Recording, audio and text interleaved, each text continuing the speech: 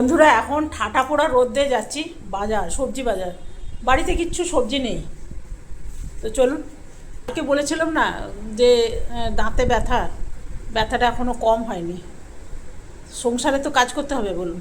এই স্কুটিতে করে যাব, একটা কাজ করলে হাল্লা চিল্লা করে। দাও।